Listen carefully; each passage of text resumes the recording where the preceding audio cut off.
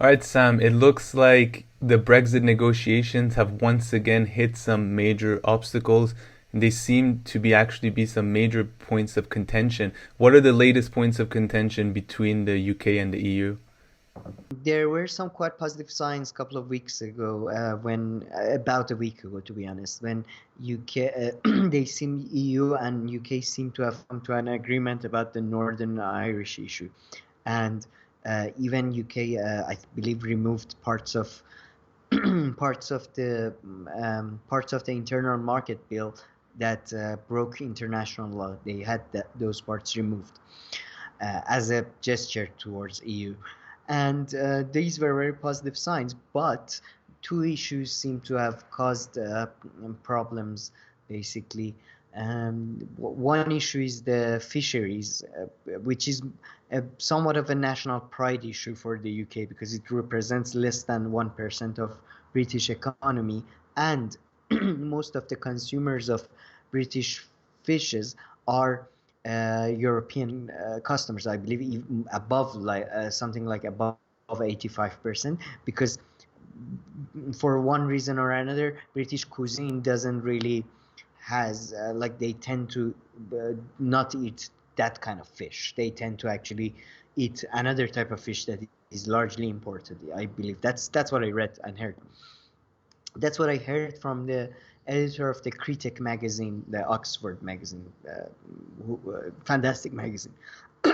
Anyway, That's uh, interesting. So, I mean, historically, this industry played a big role, but it doesn't play that big of a role right now. And you're saying that British people, from what you read, don't even really consume that kind of fish anyway.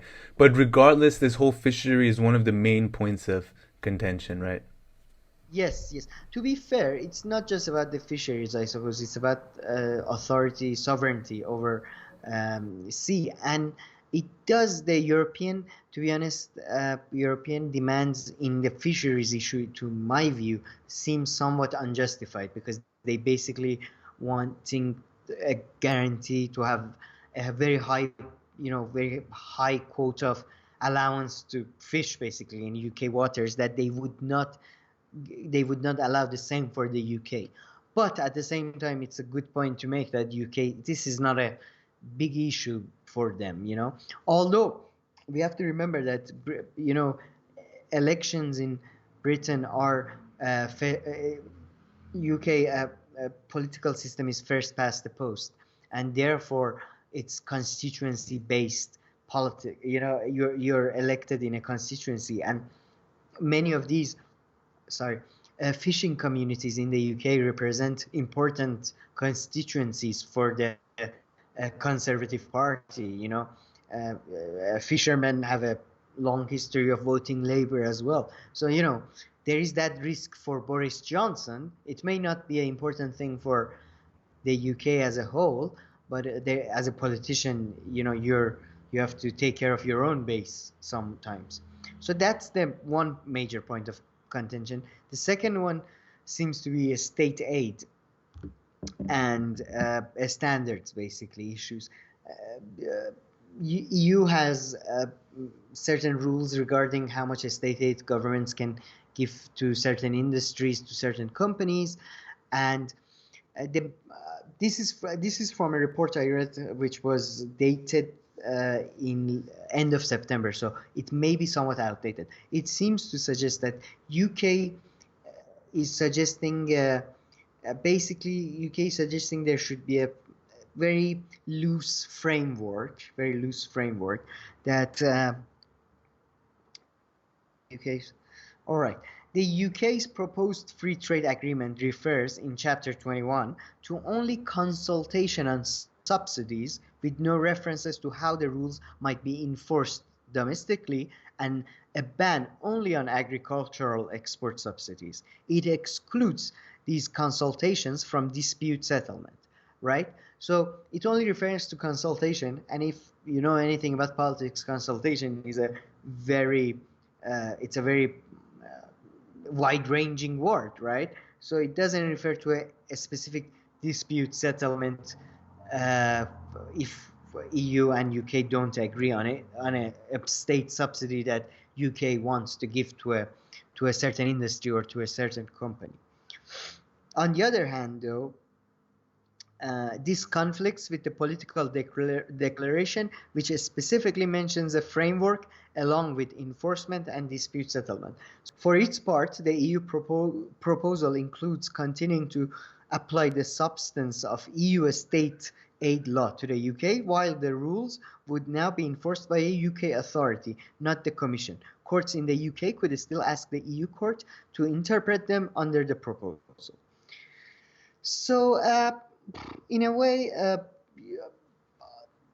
it's clear why this one is a issue, because it seems to be a very important issue. It's basically about the fact that, because the EU seems to be very worried about the fact that some people within the Conservative Party are suggesting that UK is gonna become a sort of a Singapore-like state in a way. They're gonna reduce their tariffs, they're gonna reduce their taxes, they're gonna reduce um, there's regulations and certain perhaps standards. That's what EU has been talking about. EU keeps saying that UK may want to reduce its environmental standards, but we don't.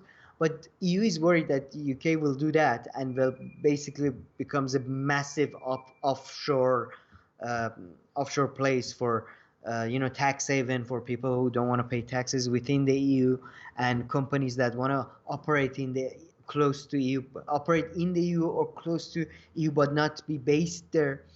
Something that tech companies do a lot. For example, they register some other part for tax reasons and all that. So they're worried basically that UK is going to use its freedom to uh, basically outcompete them, uh, and they're trying to protect their own single market. And in a way, I mean, yeah, I think their request is somewhat unfair, but they have the biggest single market.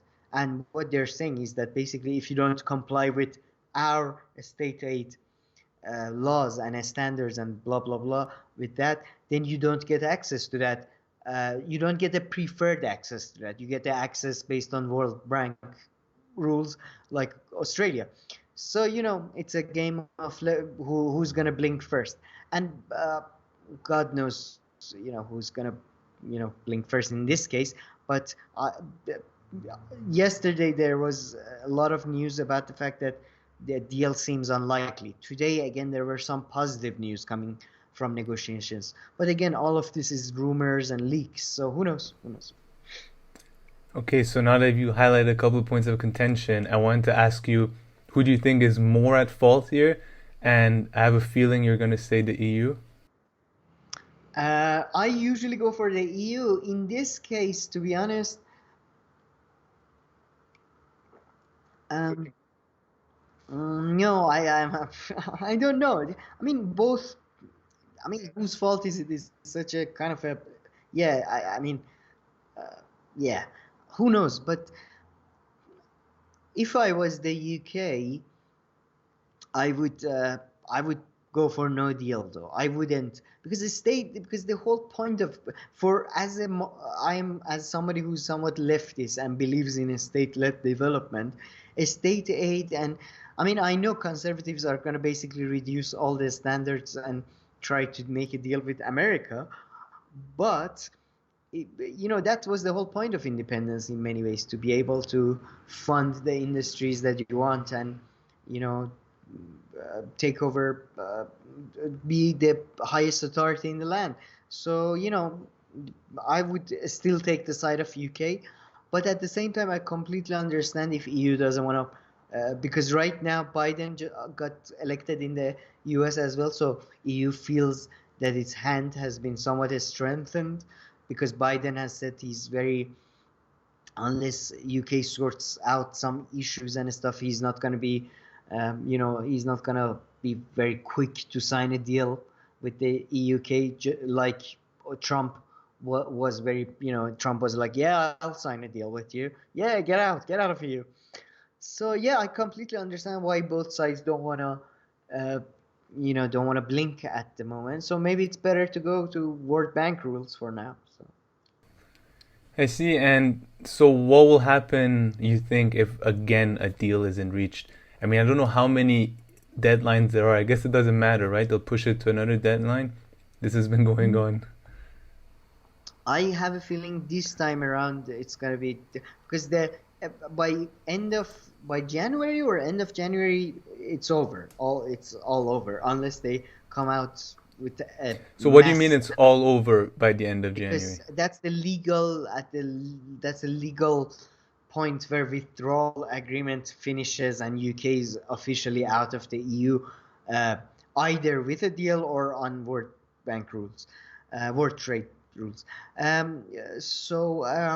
don't think they're gonna extend it anymore because uh, Johnson is under a lot of pressure internally, and EU doesn't feel as weak as it did under Trump.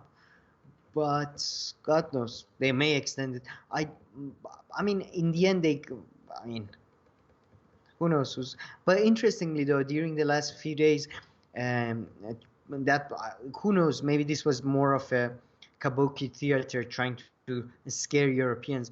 Boris Johnson ordered 4 Navy ships to get ready in case if there is no deal and they have to defend the British, sea from French fishermen. So we could see more of those things happening if there is no deal. And if there is no deal, by the way, they're gonna definitely try next year because more than 50% of British trade is with the EU, and major German and French industries depend on trades with the EU. So I think they definitely gonna try next year or so if they don't succeed in making a deal right now. Okay, thank you, Sam, and thank you for watching this video. Please make sure to like and subscribe if you like the content, and we'll see you in our next video.